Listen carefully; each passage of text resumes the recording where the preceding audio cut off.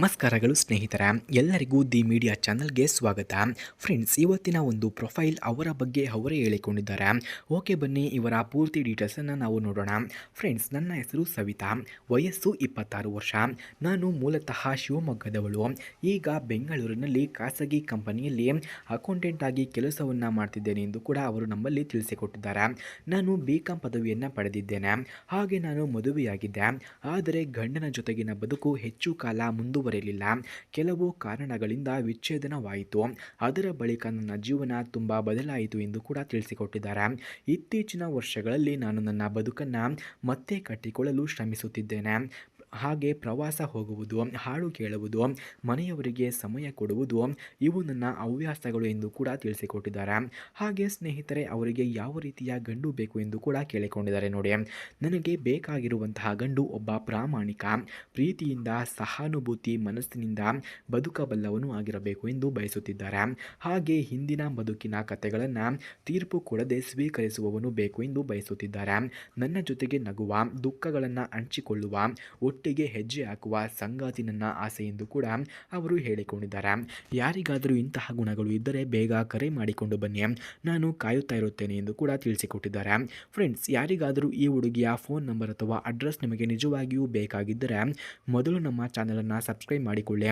ಆ ನಂತರ ಜಾಯಿನ್ ಎಂಬ ಬಟನ್ ಕಾಣಿಸುತ್ತದೆ. ಜಾಯಿನ್ ಬಟನ್ ಮೇಲೆ ಕ್ಲಿಕ್ ಮಾಡಿ ನಮ್ಮ ಮೆಂಬರ್ಶಿಪ್ಗೆ ಜಾಯಿನ್ ಆದವರಿಗೆ ಮಾತ್ರ ಇವರ ಫೋನ್ ನಂಬರ್ ಹಾಗೂ ಅಡ್ರೆಸ್ಸನ್ನು ನಾನು ನಿಮಗೆ 100ಗೆ 200% ಸೆಂಡ್ ಮಾಡುತ್ತೇನೆ. ಹಾಗೆ ಇವರ ಗುಣಗಳನ್ನು ನಾವು ನೋಡೋದಾದರೆ, ನಾನು ತಾಳ್ಮೆಯು, ಹೊಣೆಗಾರಿಕೆಯನ್ನು ಕೂಡ ಹೊಂದಿರುವವಳು. ಏನೇ ಕೆಲಸವನ್ನು ಮಾಡಿದರೂ ಸಂಪೂರ್ಣವಾಗಿ ಮಾಡುವ ಸ್ವಭಾವ ನನ್ನದ್ದು. ಯಾರನ್ನು ಸುಲಭವಾಗಿ ಪೂರ್ತಿ ಮಾಡೋದಿಲ್ಲ, ಬದಲಿಗೆ ಅರ್ಥ ಮಾಡಿಕೊಳ್ಳಲು ಪ್ರಯತ್ನಿಸುತ್ತೇನೆ. ಸ್ನೇಹ, ನಂಬಿಕೆ, ಗೌರವ ಈ ಮೂರು ನನ್ನ ಬದುಕಿನ ಮೂಲ ಅಸ್ತಿತ್ವ ಎಂದು ಕೂಡ ಹೇಳಿಕೊಂಡಿದ್ದಾರೆ. ಹಾಗೆ ಸ್ನೇಹಿತರೆ, ಇವರು ಅನುಭವಿಸಿದಂತಹ ಕಷ್ಟಗಳನ್ನು ನಾವು ನೋಡೋದಾದರೆ, ವಿಚ್ಛೇದನದ ಬಳಿಕ ನಾನು ತುಂಬ ಕಷ್ಟಗಳನ್ನು ಅನುಭವಿಸಿದ್ದೆ. ಸಮಾಜದ ಮಾತುಗಳು, ಜನರ ಟೀಕೆಗಳು, ಒಂಟಿತನ ಇವೆಲ್ಲ ನನ್ನನ್ನು ಕಾಡಿದವು. ಆದರೆ ಇವೆಲ್ಲದರ ನಡುವೆ ನಾನು ನಿಂತು ಬದುಕನ್ನು ಮುನ್ನಡೆಸಿದ್ದೇನೆ. ಆ ನೋವಿನ ಅನುಭವಗಳು ನನಗೆ ಬದುಕು ಹೇಗೆ ಇರಬೇಕು ಅನ್ನೋದನ್ನು ಕಲಿಸಿವೆ ಎಂದು ಕೂಡ ತಿಳಿಸಿದ್ದಾರೆ. ಫ್ರೆಂಡ್ಸ್, ಹಾಗೆ ಮದುವೆಯ ಬಗ್ಗೆ ಇವರ ಅಭಿಪ್ರಾಯವನ್ನು ನಾವು ನೋಡೋದಾದರೆ, ನನಗೆ ಮದುವೆ ಎಂದರೆ ಒಟ್ಟಾಗಿ ಸಾಗುವ ಪಯಣ. ಹಣ ಅಥವಾ ಸ್ಥಾನಮಾನ ಮುಖ್ಯವಲ್ಲ. ಒಳ್ಳೆಯ ಹೃದಯ, ಬಾಳಿನಲ್ಲಿ ನಂಬಿಕೆ, ಸಹಕಾರ ಇವು ಮಾತ್ರ ಮುಖ್ಯ ಎಂದು ಬಯಸುತ್ತಿದ್ದಾರೆ. ಈ ಬಾರಿ ನಿಜವಾದ ಜೀವನ ಸಂಗಾತಿ ಸಿಗಲಿ ಅನ್ನುವುದು ನನ್ನ ಬಯಕೆಯಾಗಿದೆ ಎಂದು ಕೂಡ ಹೇಳಿಕೊಂಡಿದ್ದಾರೆ. ಅಂತಿಮ ಆಹ್ವಾನ. ಫ್ರೆಂಡ್ಸ್, ಯಾರಿಗಾದರೂ ನನ್ನ ಪರಿಚಯ, ನನ್ನ ಬದುಕಿನ ನಿಲುವು ಇಷ್ಟವಾದರೆ ನಿಜವಾಗಿಯೂ ಸಂಪರ್ಕ ಬೇಕಿದ್ರೆ ಬನ್ನಿ, ನಾನು ನಿಮ್ಮೊಂದಿಗೆ ಜೀವನವನ್ನು ಕಳೆಯಲು ಸಿದ್ಧನಾಗಿದ್ದೇನೆ. ಬೇಗ ಬನ್ನಿ ಎಂದು ಕೂಡ ಅವರು ಕೇಳಿಕೊಂಡಿದ್ದಾರೆ.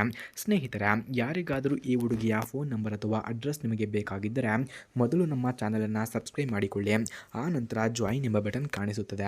ಜಾಯಿನ್ ಬಟನ್ ಮೇಲೆ ಕ್ಲಿಕ್ ಮಾಡಿ ನಮ್ಮ ಮೆಂಬರ್ಶಿಪ್ಗೆ ಜಾಯಿನ್ ಆದವರಿಗೆ ಮಾತ್ರ ಇವರ ಫೋನ್ ನಂಬರ್ ಹಾಗೂ ಅಡ್ರೆಸ್ಸನ್ನು ನಾನು ನಿಮಗೆ 100ಗೆ 200% ಸೆಂಡ್ ಮಾಡುತ್ತೇನೆ. ಧನ್ಯವಾದಗಳು.